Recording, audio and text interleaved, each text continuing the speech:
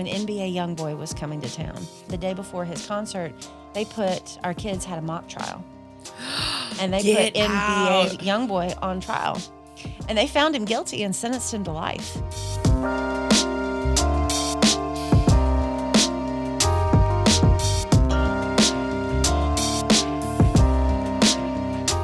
Welcome to The Shield. We are back for season 2, and this is the place where we talk about the intersection of substance use and mental health kind of on all facets of life, and at the same time really highlight organizations and nonprofits and people who are doing just amazing work to address mental health and substance use in Birmingham and beyond. So I'm so excited today. We've got 2 things happening. So if you listened to the last episode, you heard that we now have a sponsor for this podcast, and that is the Children's Trust Fund.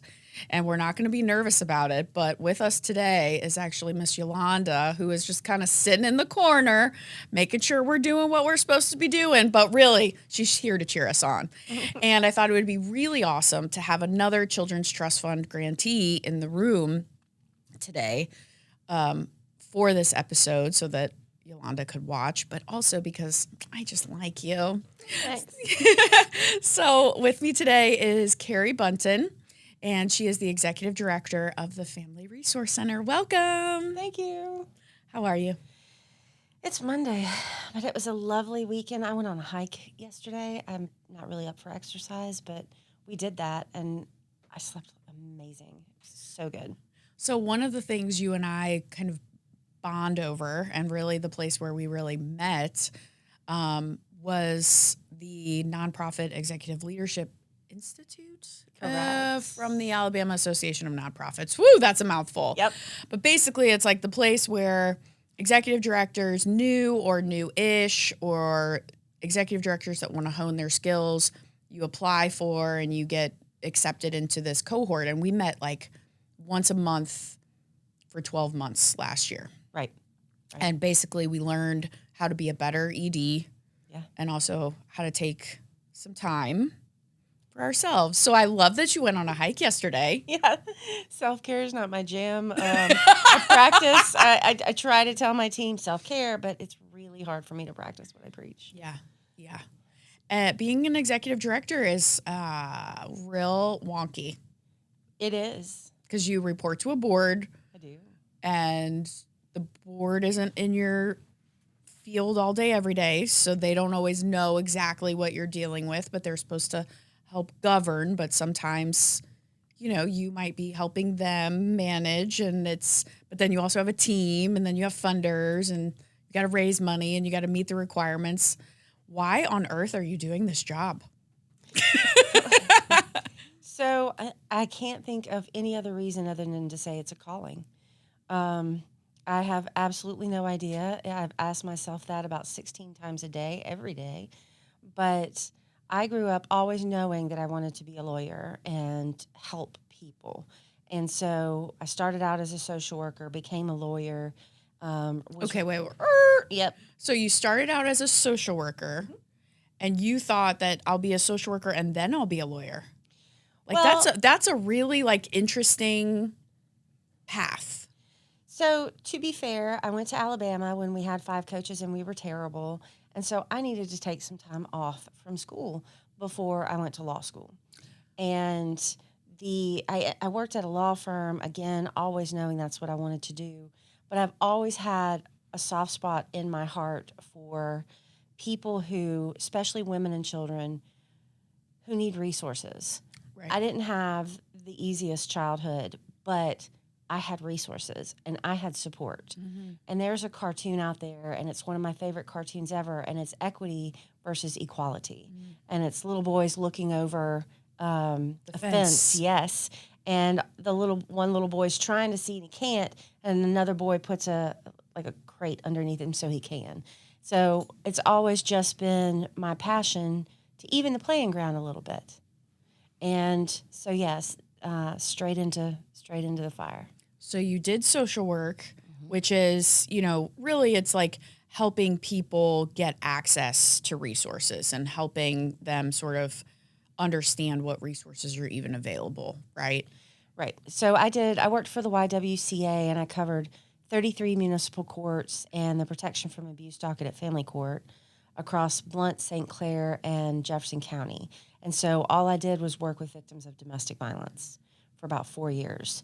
And That's a tough field. it was, but it taught me a lot. I think the statistics haven't changed that much. You know, they leave 7 times before they leave for good. So dealing with the frustration that the police have, that the families have, it is to me the epitome of what it takes to believe that there is a possibility for change, because you're not going to see it the first time. Right, right. In a lot of ways, there's a parallel there with substance use. Right, because it takes a long time, many times, for people to attempt treatment, attempt to get sober, clean, whatever you want to call it, and the family and law enforcement and people are saying, I wonder, why can't they just stop? Or why don't they just leave? Why doesn't she just leave? Well, there's a lot of forces at play there. A lot of forces at play. Yep. So you took the experience being a social worker, and then you went to law school. Yep. And you were like a prosecutor, a public defender. How I don't know how that works. So while I don't watch that much Law and Order. While I was in law school, I started our family law society. I went to law school in Jackson, Mississippi, and so I had the honor of being taught by, justices of the Supreme Court, and my trial advocacy guy was the Supreme Court justice. So that was really neat, but it was a small school, and it really gave me the opportunity to hone in on what I thought was important. And so I did a lot of work with the state of Mississippi. But you're from Alabama. I'm from Alabama. Okay. But that doesn't mean, if anything, it taught me that there is a space in the world that has less funding and less access to resources than Alabama, and that would be Mississippi. Yeah, I used to live in Louisiana, and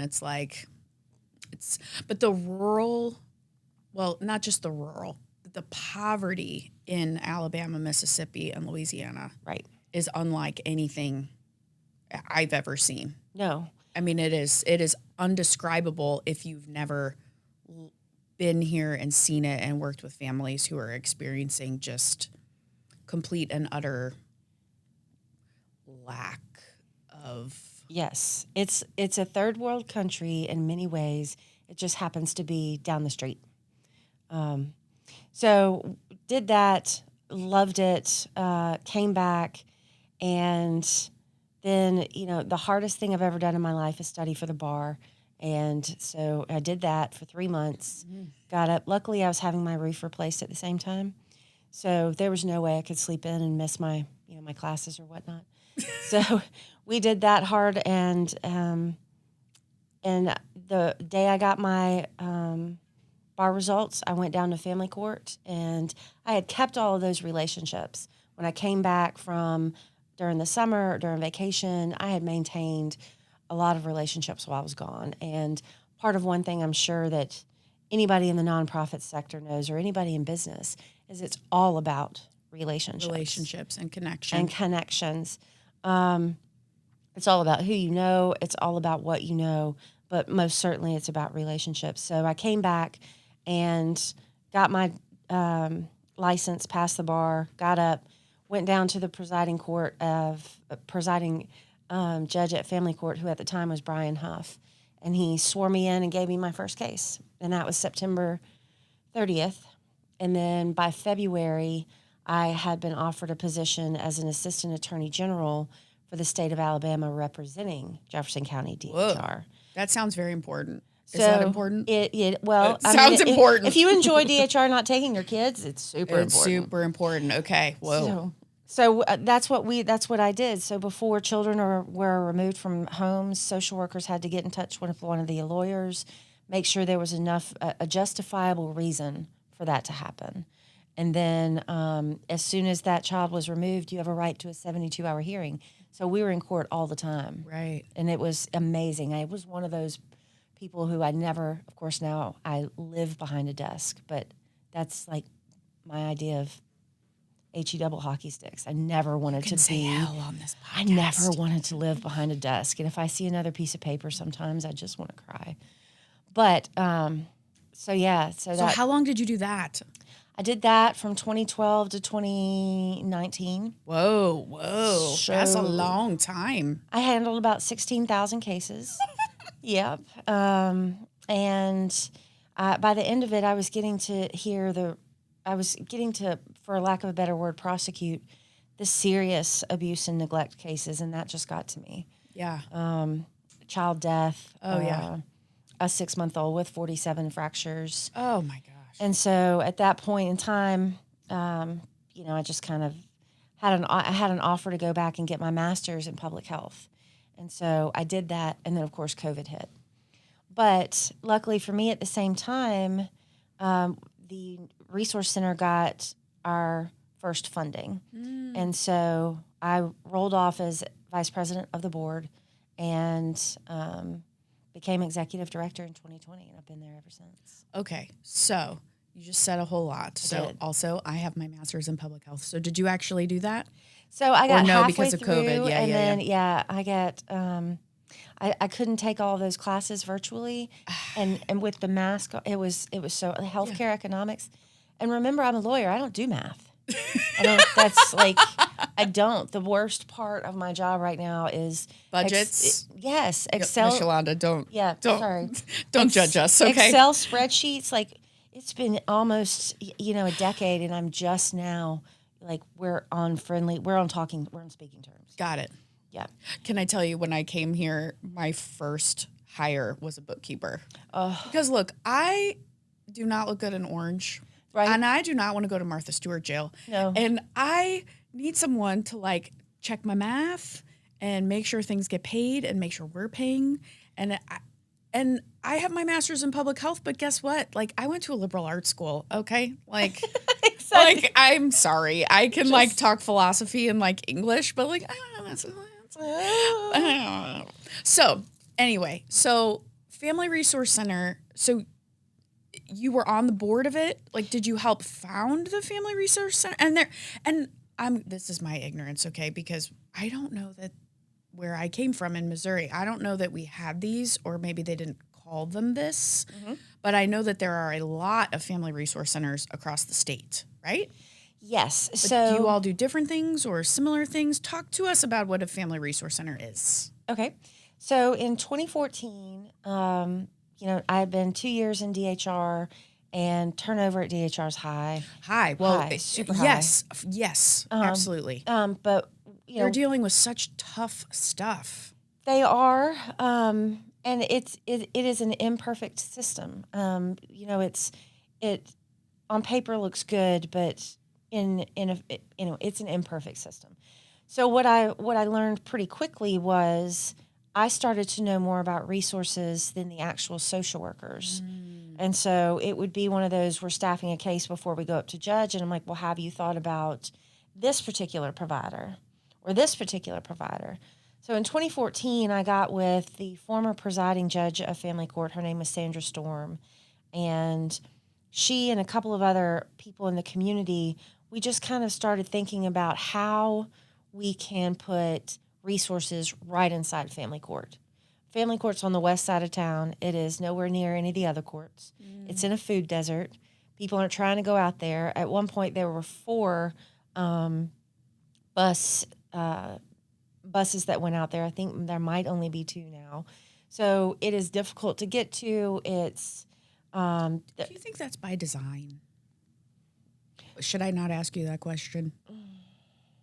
I think when family court was built, it was absolutely by design. Got it. And now we're sort of dealt the hand we have, and now here we are. Right. Now I could be PC and just say it's also connected to the Juvenile Detention Center, so that's a lot of space that you need right there.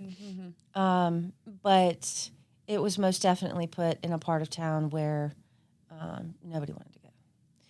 So in 2014, we started this discussion. I knew about the Alabama Network of Family Resource Centers, which is what you're speaking of. So I started conversations with them, and tried to find out how do you become a family resource Well, center. because it's wild. If there were ones throughout the rest of the state, but was there not one in Jefferson County? At the time, there Or- was. The YWCA was. Oh, it was acting at, okay. Right. So, and there's not one in every county. Got it. Okay. So we started talking with them about, and basically there are 25 standards that you have to meet. They were written into law by the legislature in 2011, and they're intense. And so we started in 2014, and it was just more like a loose referral network of people who kind of knew what was going on. And then we slated our first board in 2016. And so all of this had to be done like on my, not while I was working with DHR. Right. So on lunch breaks after work. And finally, we started to get some real headway. And then again in 2020, the Alabama Network of Family Resource Centers, we call them ANFRAC, was awarded a grant from DHR to start an adult workforce development program. And it just happened to be right on the heels of COVID. And so that was our first funding. And immediately you have to have TANF or SNAP benefits you have to have SNAP benefits to qualify for the adult workforce development program. And you had to have TANF benefits to qualify for any other assistance.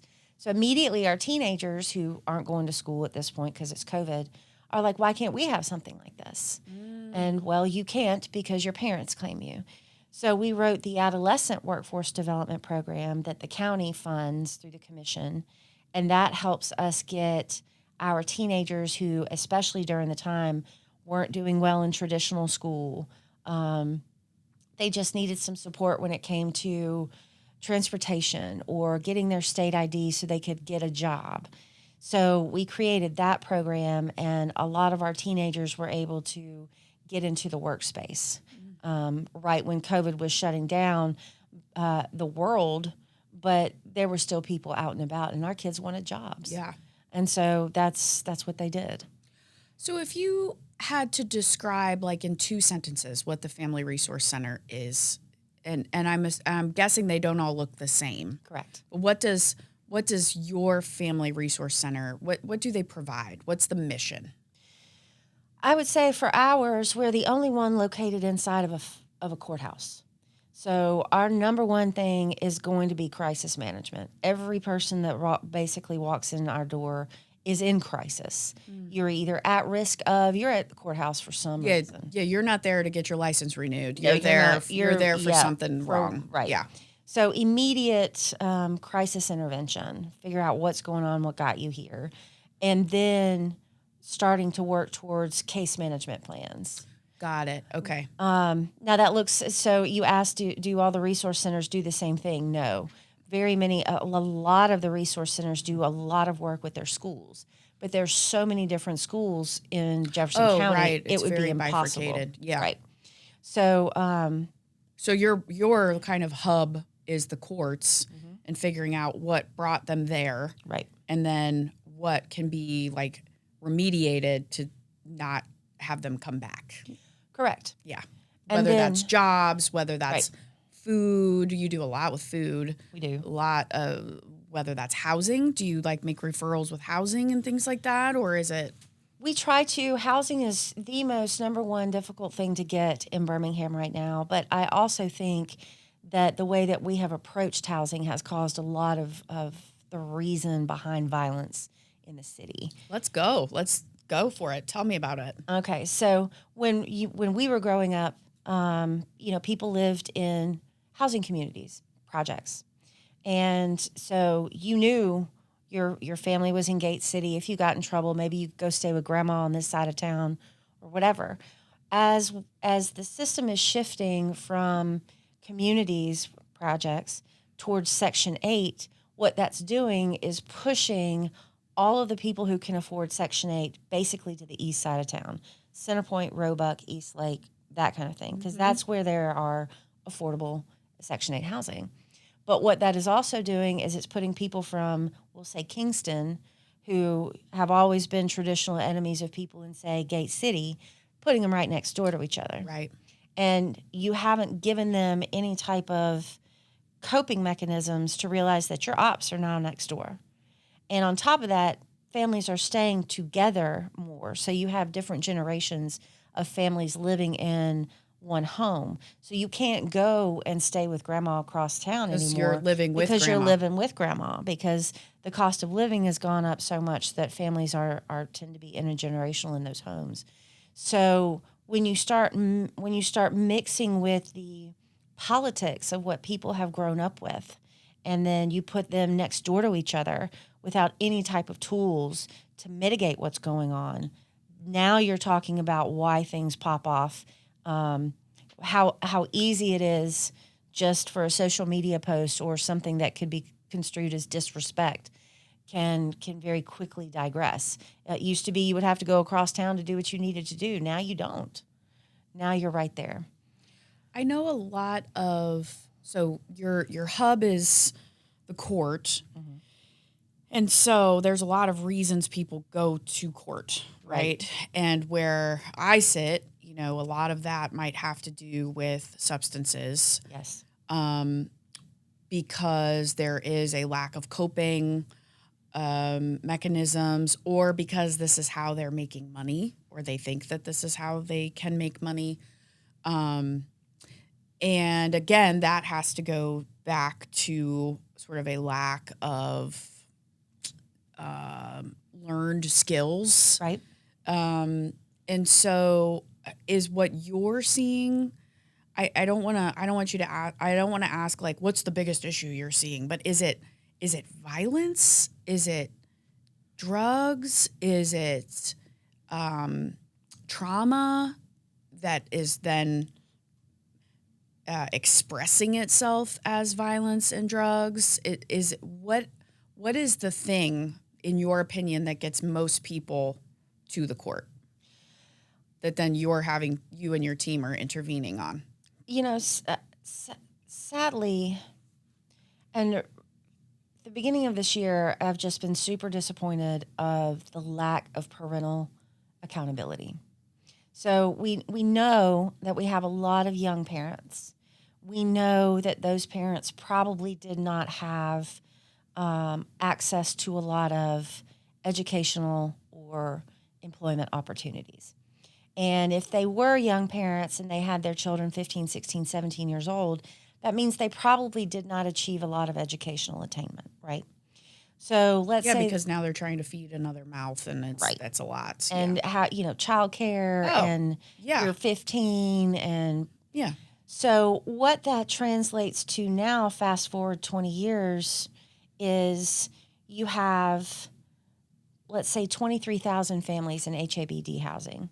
Let's say Housing Authority Birmingham Division. Got it. Let's say 70% of those head of households, which to me translates into single black moms, don't have high school GED or equivalency. So now you're working 3 jobs just to keep the lights on. So you're not there to supervise your children. Mm-hmm. You're not there to parent them, help them with their homework. And these aren't things that you're not maliciously doing. You're trying to keep the lights on. Right. But at the same time, you're not providing that supervision to your kids, or you're you're using inappropriate methods of childcare, which leads to increased abuse and neglect, especially for our young kids. So their reality is more based on survival. How am I going to get the next bill paid? It's not based on success. It's not based on teaching your children's methods of success. Yeah, surviving, not necessarily thriving. Right, or yes, surviving for sure. And so by the time, one of the biggest indicators I see is on Mondays and Tuesdays, Judge Hunt Hilliard hears the truancy and the violation of the Alabama compulsory school attendance legislation, VAXL, yes. Which, in other words, like, you've got to be in school a certain amount of days, otherwise you're going to get in trouble. You're going to get in trouble. Yeah. So truancy is usually for our teenagers who just don't want to go to school, 14, 15, just not trying to. And then VAXL is where the parents pick up a charge because their 6, 7, 8-year-old isn't making it to school. Yeah. So what I can tell you is, if I see you on Monday and Tuesday's docket, in about 7 years, I'm going to see your kid pick up a charge.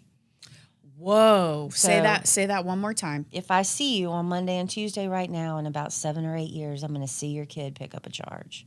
In other words, if you're allowing or facilitating your kiddo not going to school Correct. because of whatever reason, in 7 to 8 years, what you're saying is that kiddo will be there for a truancy charge or another charge. Usually a delinquency charge. Okay. Which So- would be violence, drugs, Any criminal charge. any yeah. criminal charge. Whoa. Okay. So, and the way that there are several different things that show this. If you can't read on a third grade level by Yes. the time you're in third grade, prison pipeline. Say that again for people who, because like I know that because I used to Right. teach middle school in Okay. Southern Louisiana, and So if you Yeah. cannot read on a third grade level by the time you are in third grade, you are 75% more likely to enter the criminal justice pipeline. did you know that, Ronnie? Blown away. Yeah. And that is why I third know, grade reading. and most people don't know that, but that's why the kids have to be in school. That's why like third grade reading, like if a kiddo is not where they need to be in third grade, like that's like a time like it's like Yeah. we got to intervene or like Yeah, you're 7 we sort of and know what's going to happen. yeah, you're 7 or 8 and your life has been determined For you. for you. So one thing, And not to say there's not resilience and there's or whatever is the word that you want to say, grit, who cares whatever it is. Right. It's not to say that you can't change that trajectory. right. Either because that's something innate within you or because an adult or a mentor sees something in you. It's Right. not to say you can't change it, but you're pushing a rock up a hill. Yes. And on top of that, especially with Birmingham City Schools, if you live within 2 miles of a school, you're not eligible for bus transport. So you got to walk to school. So your 7, 8, 9-year-olds got to walk from wherever they live across railroad tracks through sketchy parts of town, doesn't matter on the weather, just to get to school. But you're probably working your job, so you can't get them there. Right. Because you're working 2-3 jobs to try to just basically Right. afford to keep the lights on. Right. And so one thing that we have made a serious effort about doing is figuring out how to show families how to navigate this. So most of our families aren't familiar with what a 504 plan or an IEP is, where a child with a diagnosis, certain accommodations have to be made. A school cannot just unilaterally expel you or Like take maybe you punitive get measures. longer time taking tests, Right. or if you have some anger stuff, then maybe, you're allowed to actually get up and use the restroom or get a drink of water more than another kid would because they're making some accommodations for you. Right. But that typically involves the caregiver being present at those meetings. Correct. And having to advocate or even know what they're advocating for. Right. And you have to know that that's even an option. An option, correct. So, so we work closely with our school attendance officers to make sure if there is something like that in place, then maybe we can work something out with transportation. There's also the McKinney-Vento Act. We have a lot of kids who are transient, and McKinney-Vento is a federal law stating that schools have to offer transportation. Just because a child is homeless, they used to live here, but now they live at the Budgetel in Fairfield, that school still got to go pick up that child and take that child to school. Yeah, there are so many people that don't know that. Right. My sister, she has 2 girls, and I do not have children by choice. And I either. can't- Dude, I can't even imagine going home at the end of the day and having to parent, because I do think parenting is the hardest job in the entire world.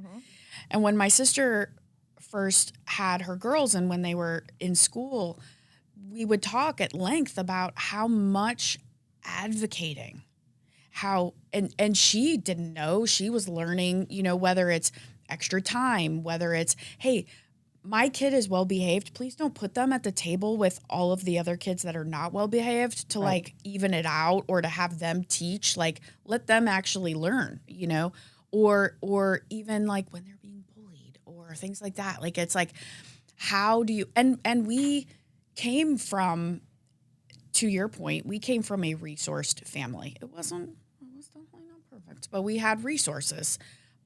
But we also, you don't know what you don't know, and you don't know what resources are available. You don't know. And this is coming, my sister had a relatively good experience in school. I mean, imagine if she didn't. Imagine Right. if she never even graduated high school. Right. She would probably feel not confident, not educated, not equipped, mad, and wouldn't even want to advocate to say, my kiddo needs transportation, or how do I get my kiddo tested for an IEP? Like, Right. And educators are tired too. oh my gosh, yes. So- and that's where I come in. Yes. So I would always say to my sister, I'd be like, give the teacher some slack. They don't Yeah, know. I Like, they're mean- trying to do the thing. Right. But, yeah. So it's difficult to help those families. Those families are just in a terrible position. So back to your question, that's the one thing that we do best is we navigate. Huh. We don't have a lot of space in family court, so we also are appreciative, appreciate. People aren't trying to come to family court to meet with us. They are not trying to come to family court to meet with us. Right, exactly. So we use, we meet them where they are. Do we need to do a home visit? We rent space from a community center in the West End. We can meet there. Just anywhere where you and your people are comfortable so that we can get down to the nitty gritty. Because again, nobody's trying to come to family court. Now, that said, the other thing we do is we connect families to resources. So we navigate systems. So your educational systems, your IEP 504 plans, your early warning to prevent truancy, your DHR systems. Okay, so your children have been removed or at risk of being removed. Let's identify the issues, work with your DHR worker, if you have one, to get those referrals in on a timely manner. We can make the same amount of referrals, but that new DHR worker may not know, that may not have 20 years of experience understanding what this looks like. And then making sure that you have the concrete support that you need. So making sure your bills are paid while you're doing this transition. So we may be working with the child and we assess that mom doesn't have a GED, but she wants to be a CNA. So we've got plenty, a certified nursing assistant. Cool. So we've got plenty of partners where we just pay for her to go to a 2-3 week class, get her licensed up, and get her a job. And sometimes they have, you go to work for Princeton and get benefits. So now you're cooking with grease. Now you got something that you can do that is accredited, you are legitimate, and you're making good money. Mm-hmm. And so, and like I said, we don't offer benefits as a nonprofit working on that, but some of our people have entered the workplace with benefits. And it gets tricky because you don't want them to make too much money and get them kicked off of their benefits. I know. But you want them to thrive. And so it can be a dance, but if you know what you're doing, it's easy to do.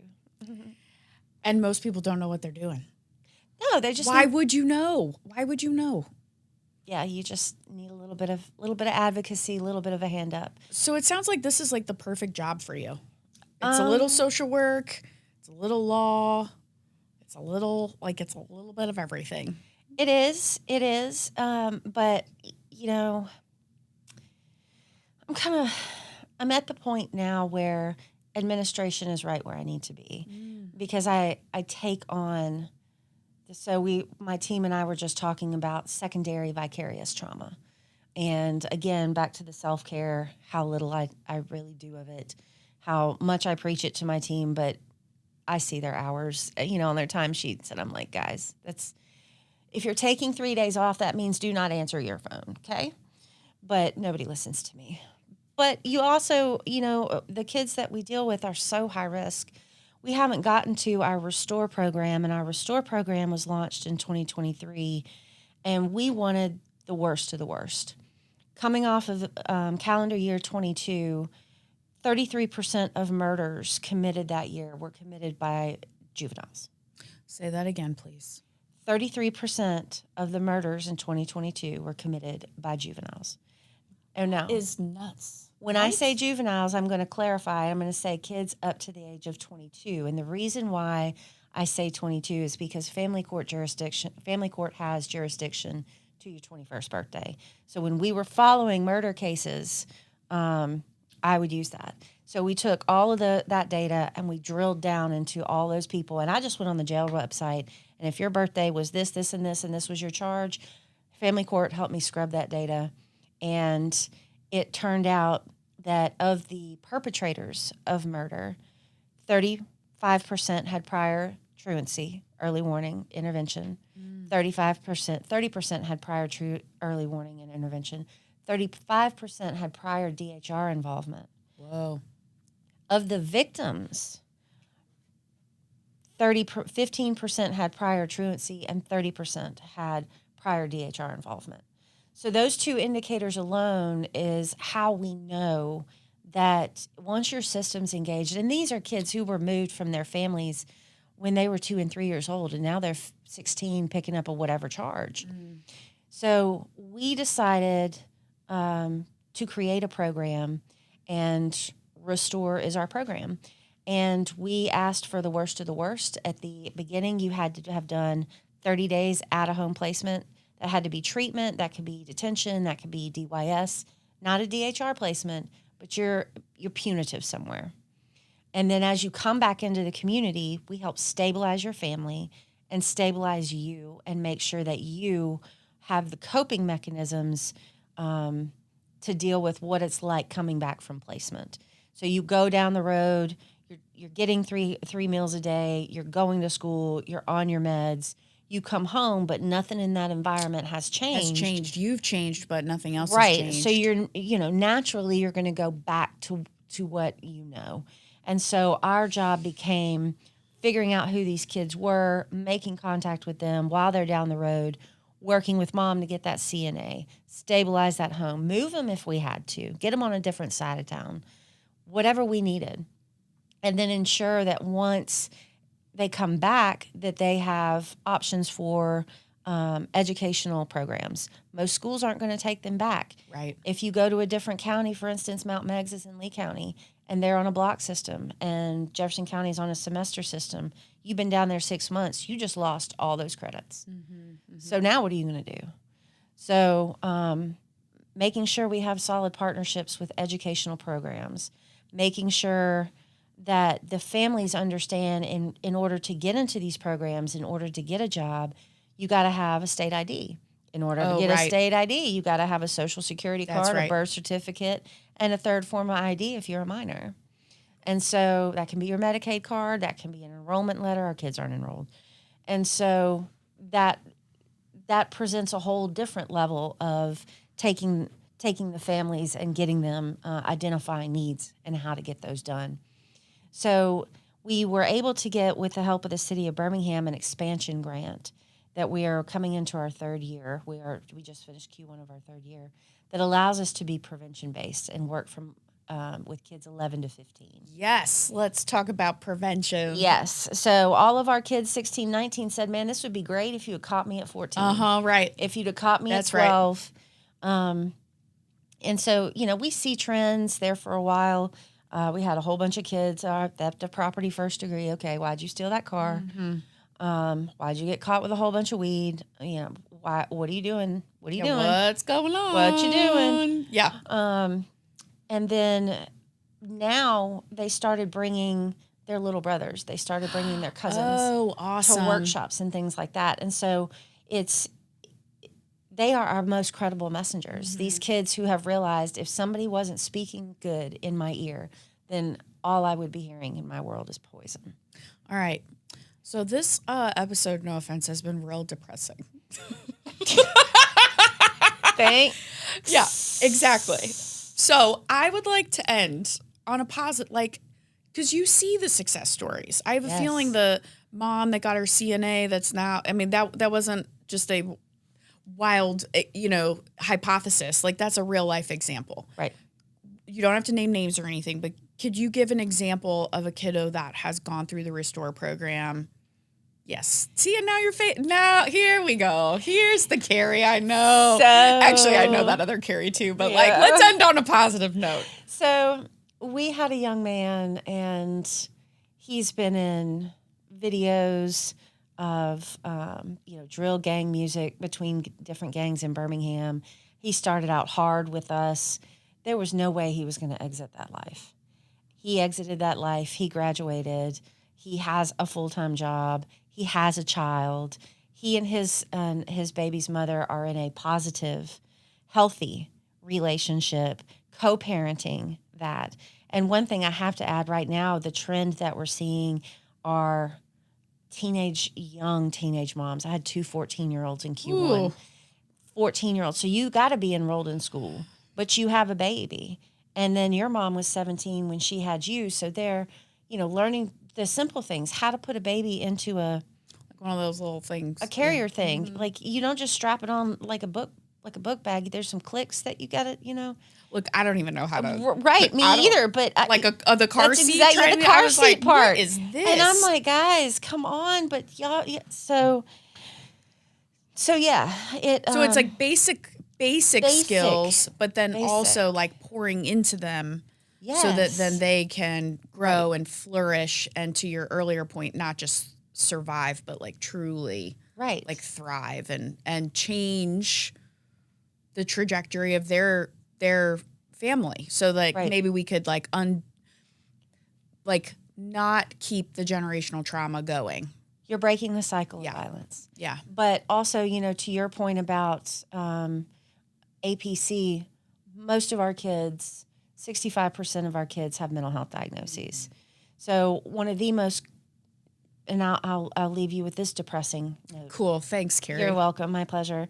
One of the most difficult things that I navigate is we work with these young men especially, and we get them on their meds. They're doing fantastic. They turn 20, and in the state of Alabama, the age of majority is 19. So actually when they turn 19, their Medicaid benefits lapse. Yeah. So now you've got to go back to how you were medicating yourself unless you have a job that has benefits. And that is a systemic issue that will haunt our kids, especially our young men, until we're able to fix it. Yeah. Self-medicating because either mental health counseling is unavailable for you, it feels too stigmatizing, it's too expensive. I'm not crazy. I know. I don't need that. I'm not crazy. The wait list is 8 months. For sure. The lack of, oh my gosh. Yes. All right. of that. Right. I mean, that's the thing that kind of keeps me going is that because, it should be affordable and accessible. And until it's not, and until we keep having pain, we're going to keep trying to mask the pain in whatever way we know how, whether that's shopping or gambling or sex or drugs or violence, But this is why we do what we do. This is the prevention piece that's so important. So if we can get upstream and change some of that. Right. And you're doing the thing. You're doing, you and your team are doing the thing.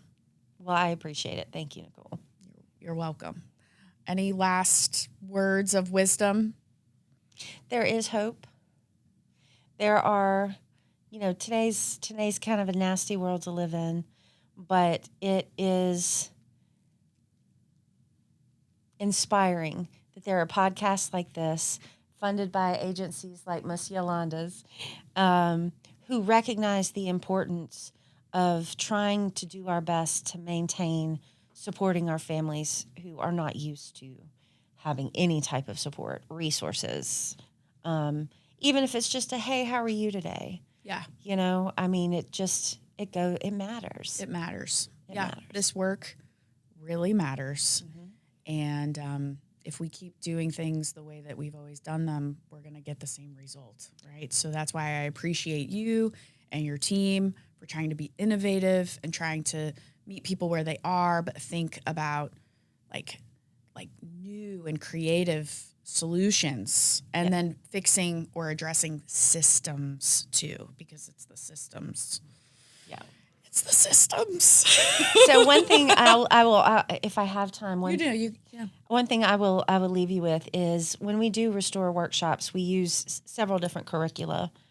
But when we started getting down to it, when NBA YoungBoy was coming to town, I don't know so who if that you is. don't I'm know sorry. who NBA What is that? YoungBoy is, Oh, that's a person. Okay. Oh yeah, so he's Okay. a rapper, but he glorifies drill, murder, drugs, What is gang, drill? death. I don't know what drill is. Drill music is all you're talking about is how many bodies you got. Whoa. I mean, it's Okay. if the police NBA YoungBoy. NBA YoungBoy, and So our kids idolize him. Okay. So what we did was we took a couple of weeks and I we feel prepared so old them. right now. Okay, go ahead. Girl, Sorry. just do a little Google I search. don't You'll be like, want "What?" to. I don't want to. Anyway, so we taught them a little bit about bills that had just come down from the legislature. Okay. We talked to them about how it can affect them. We talked to them about NBA YoungBoy. And then the day before his trial, the day before his concert, our kids had a mock trial. And they Get put out. NBA YoungBoy on trial. And they found him guilty and sentenced him to life. And we did not have a single kid pick up a charge at all during NBA YoungBoy. Only one person got arrested, and it was an adult, and not a single one of our kids. New Orleans can't say that. No other city that this kid, Because this guy, this rapper comes and it just is like havoc or something. yeah, absolutely. Oh. People out there partying, shooting guns, whatever. You can't take guns into the venue with you, so you leave them in your car. So now you have all the kids coming through with the Ugh. cars, Whoa. making sure. Or not kids, the individuals Yes. looking for. It's because of the prevention you did, and because of you and your team did, and because of this mock trial and what they knew what he like stood for, and then they found him guilty. They made some healthy choices They during did. the concert. I They mean, did. healthier choices. At the same time, they were like, "Heck yeah, I'm going to pay $1,400 for a ticket," but he's guilty, and we were like, "Whatever." Oh, Okay, where are you coming up with $1,400? Not going to ask. yeah. We're not going to ask that one. We're not going to ask that one. And I think that's like a really good place to like end this. It's like we're not asking. I know you're not like. We're not asking for perfection. No. Because first of all, that's boring. Second of all, that is unrealistic for anybody. Right. But it's just like shedding some light on choices that are being made, the reasons why choices are being made, and alternatives to making those choices. That's what we want. That's the win. But making it relatable to the people that you serve. Right. These kids have no idea. We put them in a little 4-pack. So, okay, now everybody's hands on the wheel. You're in a car. You're about to get pulled over. How do you act? And so, I mean, we role play. We do all the things that, the side of the road is not your time to plead your case. Don't do crazy things. This is just basically how you handle yourself because nobody has ever taught them differently. So. All right. Thank you so much for being here. I feel like you need to come back because you just left me wanting more. So left me wanting more. Thank you so much for being here. Thank you so much to Children's Trust Fund for sponsoring the Shield. If you liked what you heard, and I know you did, please consider rating, reviewing, or subscribing to the podcast. Thank you. Thank y'all. Amazing job.